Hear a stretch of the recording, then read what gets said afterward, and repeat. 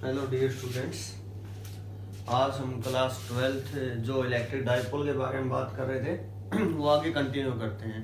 Electric dipole का एक case तो हमने कर लिया। एक्सियल लाइन पे हमने इलेक्ट्रिक फील्ड इंटेंसिटी की वैल्यू निकाली थी, that is equal to E is equal to 2P divided by 4 pi epsilon naught into R/Q। ये हमारे पास वहां पर रिजल्ट आया था। ठीक है, तो यहाँ पे आज हमने एक्सियल किया, कल लास्ट वीडियो में। आज हम इक्वेटोरियल लाइन पे करेंगे, फिर ड्यू टू सर्कुलर चार्जिंग करेंगे, फिर टॉर्क के बारे में करेंगे, फिर पोटेंशियल एनर्जी करेंगे। तो मैंने आपको एक चीज बताया था, जब भी हम डाइपोल का कोई भी केस लें तो उसके अंदर लास्ट रिजल्ट में P जरूर बनेगा। क्लियर? अगर P नहीं बन रहा इसका मतलब आपका जो डेरिवेशन है वो गलत है। आज हम करते हैं electric field intensity on equatorial line. ठीक है, सबसे पहले डायग्राम के हिसाब से इसको समझते हैं, फिर आगे प्रोसीड करते हैं। तो हमारे पास मैं यहाँ डायग्राम बना रहा हूँ। हमारे पास सबसे पहले डाइपोल है ए बी को मैंने इसको नेम दिया है। यहाँ कोई नेगेटिव चार्ज है, यहाँ इक्वल अमाउंट में पॉजिटिव चार्ज है। ठीक है, ये इसका सेंटर है। डिस्टेंस हमने यहां से यहां तक 2a मानी हुई है। क्लियर? O पॉइंट से कोई इक्वेटोरियल लाइन पे, परपेंडिकुलर लाइन पे, बिल्कुल परपेंडिकुलर बनाना आपने। इस परपेंडिकुलर लाइन पे P कोई पॉइंट है जहां पर हमें क्या निकालनी है, इलेक्ट्रिक फील्ड इंटेंसिटी की वैल्यू इस P पॉइंट पे। ये P पॉइंट O से P हमने R अज्यूम किया हुआ है। R डिस्टेंस O से P, O be the centre of the dipole. तो ये हमें यहाँ पे electric field density find out करनी है because of due to these two charges. क्या होगी, इक्वेटोरियल लाइन परपेंडिकुलर लाइन पे, यहाँ से हमने इस चार्ज को मिलाया, थीटा ये एंगल अज्यूम किया। यहाँ से ये नेगेटिव चार्ज, यहाँ पर यूनिट पॉजिटिव चार्ज होता है, प्लस क्यू नॉट लिखना चाहो लिख भी सकते हो, यूनिट पॉजिटिव। तो पॉजिटिव है और एक नेगेटिव है, तो इलेक्ट्रिक फील्ड इंटेंसिटी होगी वो इस टाइप से होगी। हमारे पास जो डायरेक्शन होगी E1। ठीक है, डायरेक्शन समझा रहा हूं सबसे पहले। अब ये जो है हमारे पास जो पॉजिटिव चार्ज है, ये पॉजिटिव को रिपेल करेगा। ठीक है, पहले इसी के बात कर लेते हैं। जो E1 आया, इसके कंपोनेंट रिजोल्व किए, दो परपेंडिकुलर। ये एंगल थीटा है तो ये भी एंगल थीटा होगा, तो ये हुआ E1 cos थीटा, ये हुआ E1 sin थीटा, यहाँ E1 sin थीटा। अब ये पॉजिटिव को रिपेल करेगा यहाँ से बिल्कुल, और वो इस टाइप से बनेगी हमारे पास है। ठीक है, थोड़ा स्केल का यूज आप लोग करोगे। यहाँ पर ये एंगल थीटा है तो सिमिलर ये एंगल भी थीटा होगा।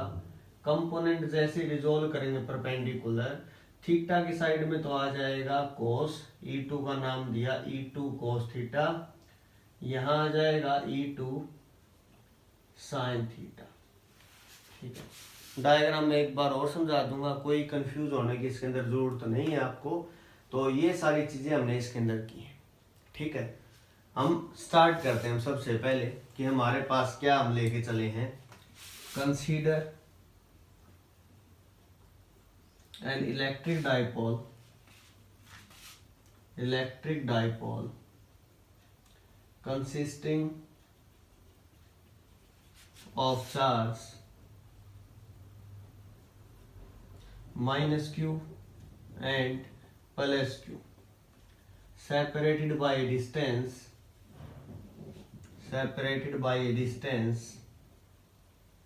2a, clear, as shown in figure। ये जो 2a इसको डाइपोल लेंथ भी बोलते हैं, क्लियर हो गया होगा। Now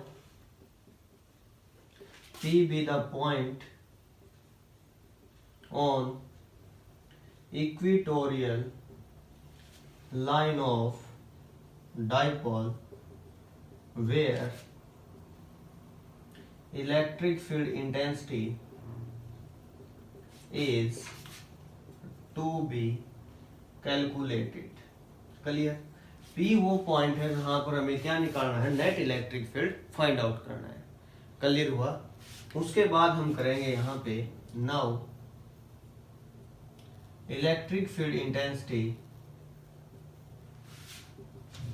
at point P due to negative charge. Negative charge की वजह से इस पॉइंट पे इलेक्ट्रिक फील्ड डेंसिटी क्या हो, E is equal to 1/4 charge Q magnitude divided by में डिस्टेंस का स्क्वायर। अब बात ये है यहां से यहां तक डिस्टेंस क्या है, ये r है, ये 2a है, तो ये a हुई, ये r हुई। पाइथागोरस से निकालेंगे तो क्या हो गया, r² प्लस a स्क्वायर, इसका स्क्वायर स्क्वायर और यहाँ पे रूट है तो क्या हो जाएगा सिंपली हमारे पास r² plus a square. Direction क्या होगी इलेक्ट्रिक फील्ड की, along P to A, along P to A. Now resolving the E1 का नाम दिया था, E1 लिख लेंगे। resolving the component of E1, E1 के जो कंपोनेंट, एक तो E1 cos theta, E1 cos theta आप बोल सकते हो, B to A भी बोल सकते हो, यहाँ पे इसको नाम दे दो x y, ठीक है।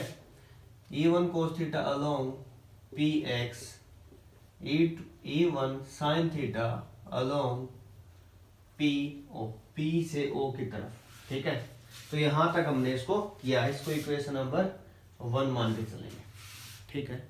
यहां तक किसी को कोई प्रॉब्लम है तो देखें शाबाश। हमने क्या किया, डायपोल लिया है, डायपोल का सेंटर है क्लियर, डायपोल लेंथ 2a ली है, P कोई पॉइंट लिया है on the equatorial line of the dipole perpendicular normal, जहां पे हमें इलेक्ट्रिक फील्ड डेंसिटी को कैलकुलेट करना है, ठीक है। नेगेटिव चार्ज था, पॉजिटिव से नेगेटिव डायरेक्शन होगी, एंगल थीटा था तो similar angle theta, component E1 के लेने पड़ेंगे, रिजोल्व करना पड़ेगा, थीटा है वहां कोस, जहाँ थीटा नहीं साइन। लाइक चार्ज रिपेल करेंगे तो डायरेक्शन ये बनेगी इलेक्ट्रिक फील्ड की, यहाँ पे पॉजिटिव, यहाँ पे पॉजिटिव है, क्लियर। तो यहाँ थीटा था तो हमारे पास सिमिलर थीटा एंगल जो है सेम यहाँ पे थीटा बनेगा, क्लियर। ये बात समझ में आ रही होगी सभी को, थीटा एंगल बनेगा हमारे पास। तो यहाँ पे जो है जहाँ एंगल है वहाँ कोस, दूसरी साइड साइन। तो ये कंपोनेंट अब तक हमने किए हैं, इसको x मान लिया, इसको y, सिंपल डायरेक्शन शो करने के लिए, और ऐसा कोई लॉजिक नहीं है। तो यहाँ तक एक बार हमने किया, हाफ पार्ट हम कर चुके हैं। अब सिमिलर E2 निकालेंगे, मैथमेटिकल चलेगा, आगे हम करेंगे। यहाँ तक क्लियर है, अब आगे मूव करते हैं।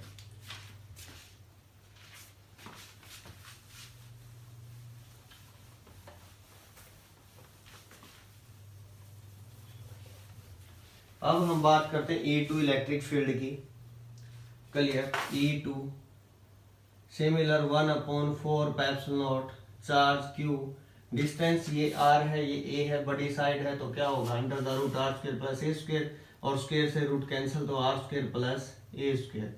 डायरेक्शन क्या होगी इसकी, अलोंग BP प्रोड्यूस्ड, आगे की तरफ, या BP एक्सटेंडेड भी लिख सकते हो आप इसको, clear. Now similar resolving the component of E2 sin theta, E2 cos theta, clear.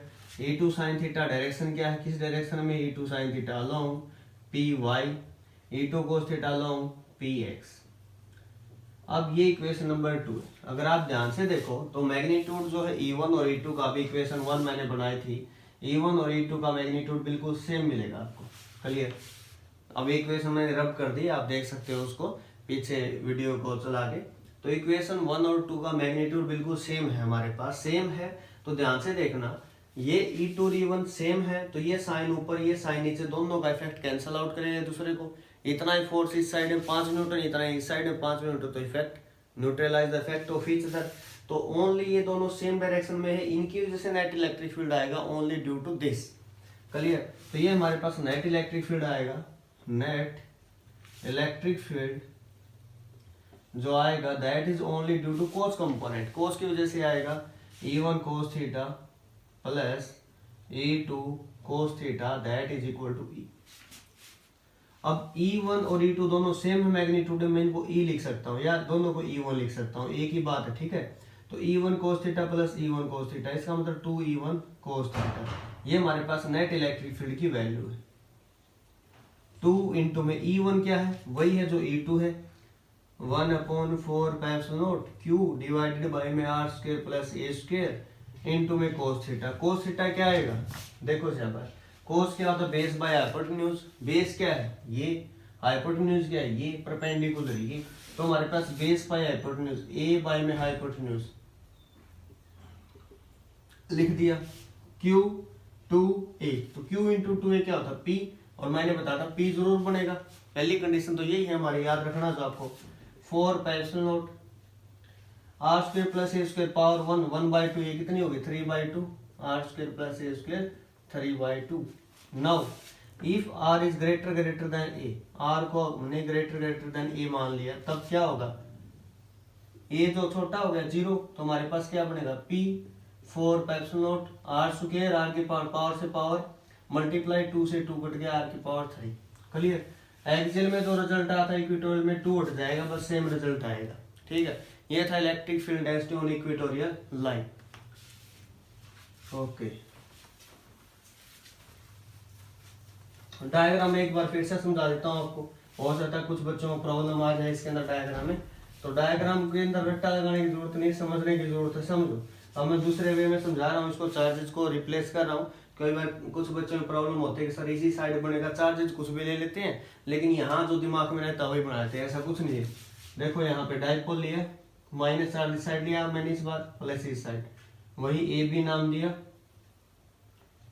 O distance वही 2a, perpendicular line equatorial line पे कोई पॉइंट पी है जहां पे इलेक्ट्रिक फील्ड डेंसिटी हम लोगों को कैलकुलेट करनी है।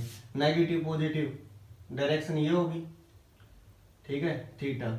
कंपोनेंट रिजोल्व दिस कंपोनेंट, ये एंगल थीटा, ये भी थीटा, ये E1 cos theta, this is E1 sin theta. Positive positive को रिपेल करेगा, डायरेक्शन ये theta similar theta, component resolve 1 2, E1 E2 cos theta, E2 sin theta. E2 और E1 दोनों opposite है और मैग्नीट्यूड दोनों का भी बताता सेम है, कैंसिल आउट हो जाएगा, नेट इलेक्ट्रिक फील्ड अब क्या आएगा, अब ये हो जाएगा। ठीक है, तो इन चीजों में आपको बिल्कुल भी रट्टा लगाने की जरूरत नहीं है, इजी वे में आपसे हो जाएगा एक्सियल लाइन इक्वेटोरियल लाइन। ठीक है, एक्सियल लाइन पे रिजल्ट ये आएगा, इक्वेटोरियल लाइन पे हमारे पास P/4 इंटू आर क्यूब आएगा। एक्सियल जो है हमारे पास वो 2 टाइम्स होता है इक्वेटोरियल का, ध्यान रखना है। ठीक है, एक्सियल बाय इक्वेटोरियल की रेशो क्या होगी, 2:1। Axial means 2 times that of equatorial, 2 से मल्टीप्लाई कर दूंगा तो सेम वही रिजल्ट आएगा। ठीक है, हो गया बस वही बच्चों का। अब हम बात करते हैं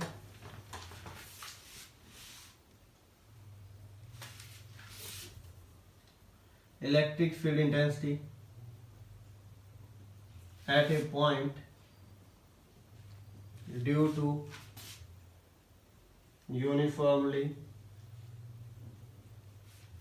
charged ring, due to uniformly charge ring की वजह से हम कैलकुलेट करेंगे।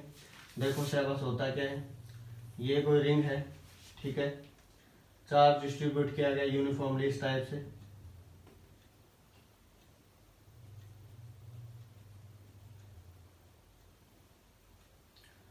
ये हमें कोई डिस्टेंस ए मानी हुई है, ए हम अज्यूम कर सकते हैं। ठीक है, ये सेंटर है इस रिंग का, ये कोई पी पॉइंट है जहां पर हमें क्या निकालना है, इलेक्ट्रिक फील्ड